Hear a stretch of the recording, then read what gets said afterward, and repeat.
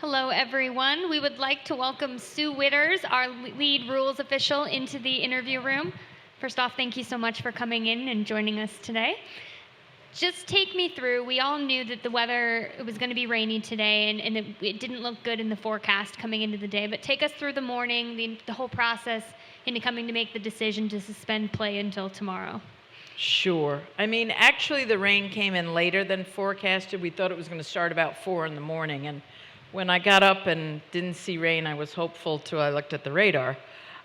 Basically, we had a lightning bolt within 10 miles right about 6:15. So we immediately shut down the practice facilities. The storm came in and sat, and we knew the golf course could take half an inch to 3/4 of an inch of rain, and we got a half an inch a couple hours ago. Basically, it's never stopped raining, which once the threat of lightning left the area about 8:30, we could open up the practice facilities, but the problem then became the golf course. We had numerous greens underwater, fairways puddling, and if it could have stopped raining, we would have had a shot at getting the ground to absorb the rain and getting it playable, squeegeeing the water. There's no point in squeegeeing when it's still raining.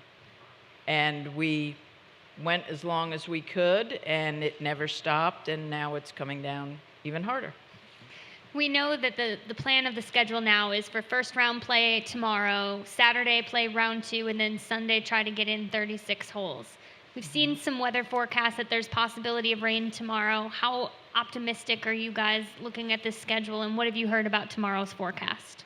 Well, I'd like to believe that today was our worst day, and I still think that's the situation.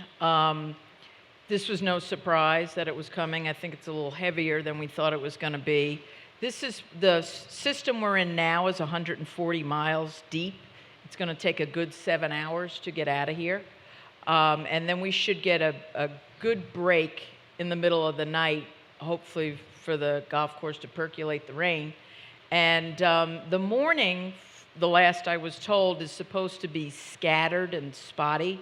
And then we have a big window, and then late afternoon, depending on the sun activity, could be, a chance of an isolated thunderstorm, but that's only 20 or 30%.